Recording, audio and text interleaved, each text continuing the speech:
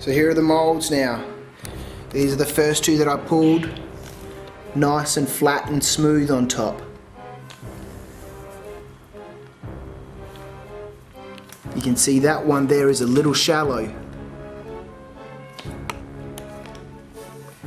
These two are still setting up. There's a little bit of water on there. I don't know if I can get it. You can see they're still kind of raised. So they want to sit there for 20 minutes before you pop them out. All this slag left on the table after you've done your pull is a good indication of how firm the plaster is inside there. This stuff, yeah, not too bad. This stuff's pretty hard. This work surface you can just clean up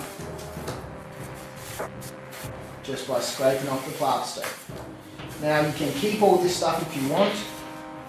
It is useful sometimes for creating different sorts of bits and pieces. I mean, there's a nice little piece, little slag pile. You could also break it up and use it as rubble, etc. So normally I don't keep this stuff, but you can. I mean, as Dale mentioned, if you're a pack rat like I am, then yeah, I have a couple of boxes of this stuff, shoe boxes full of this crap. You can tell if it snaps easy, then your plaster is still too wet to pull. If it's firm, then it's probably good to go. So this is a good indication of when your blocks are ready to come out of the molds here. Another good way to check is to gently lift the mold up and have a look at it, and just squeeze it, pop it.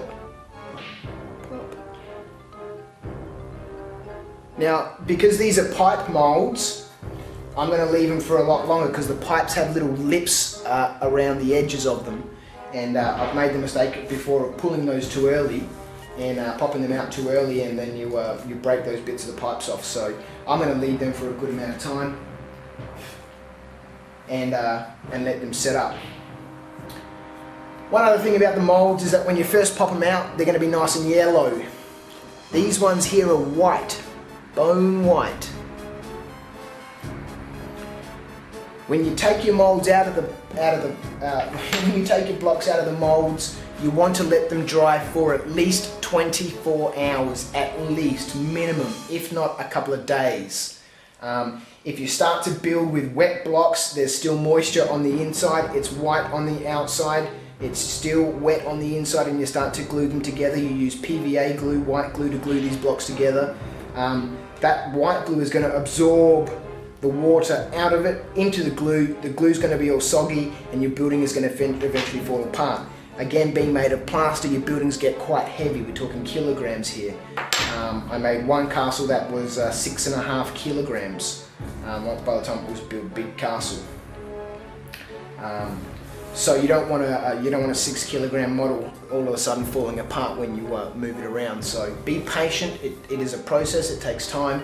You need to let these dry. You can hasten the process by using a food dehydrator, putting the blocks in the food dehydrator and letting that absorb the water out of it. That's what a dehydrator does. Obviously sucks water out of the atmosphere. You can put them in an oven on a very low, very, very low temperature. You don't want to cook them, but you want to remove the water. So a very, very low oven. Don't put them in a microwave. Even though a microwave works by activating the water molecules inside stuff, you don't want to use a microwave. Either a food dehydrator, an oven at a very, very, low temperature, or letting the blocks dry naturally. Putting them in a nice direct sunlight on a warm day will speed the process up significantly. If you're going to put them in the oven, just be aware that they do make a horrible smell when they're drying in the oven. So if you're at home and you're doing it at home and there's other people in the house, just be aware that you will make an incredibly bad smell. Well, not you, but the blocks as they're drying. So I'm going to leave these ones for a little bit longer, come back, wrap up this video, and I hope it's been useful. Anyway, we'll see me pulling these blocks out again. Some of the molds, like this roof tile here, are very easy. They're very big blocks. Some of the smaller ones, especially the pipe mold, a bit more difficult to pull. And significantly, the accessories mold. is very, very difficult to pull because it has a lot of thin pieces, etc. You can easily chip and break them. The little buckets in there, the broken buckets, you can snap them quite easily. The crate, this crate piece that sits here, it's an open crate. It's got 4 sides. They're very, very thin. When you pull it out of the mold, it can break very easily. However, once it's properly dried, it's very, very strong. Anyway, guys, I'll come back shortly. Righto, so these molds have been sitting here for a while now. You can see they're sort of starting to dry up here. There's white patches on the surface of them, etc. They're pretty much done. You can leave the molds here. You can leave the plaster in them. At this stage, it's not going to make any difference. You can leave them for half an hour and pop the blocks, or you could leave them overnight and pop the blocks tomorrow. It's not going to damage the mold. It's not going to damage the blocks.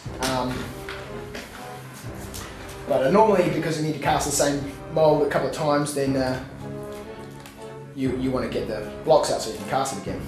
So normally I just break off all the bits around the outside here, and then just gently flex the mold from both sides, pushing upwards, and then pop the pieces. Now with these ones, they're big. With these pieces here, you want to flex it from the side here. You want to be careful with these pieces because they can break easily. Flex it, just pop them out.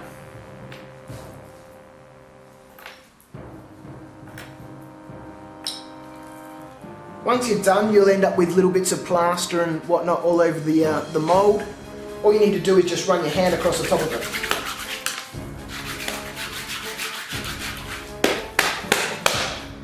And it'll be clean as new. Now the first mold that you do the first pull that you do off a mold, once you haven't used it for a while, won't be perfect, but the next ones that you do will be a lot better. So pop those out, pop your mold away, and then you can just keep on popping the rest of your molds. With some of these ones, they're a little bit more tricky, they're a little harder. The pipe mold one, again, as I said before, you want to really flex the mold out and sort of gently pull these pieces, because they have a little lip inside them that if you're not careful, you can snap them. Now these molds, they're very, very flexible. You can twist and bend them, they're not going to, nothing's going to happen to them. So,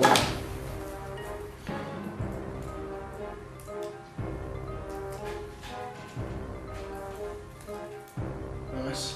They're the little lips that I was talking about, those little lips you can snap off really easily.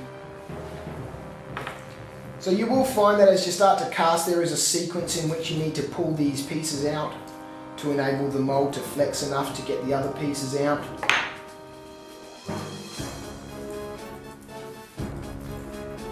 Now with the pipe mold, I flex it quite a bit and from the underside, push it up.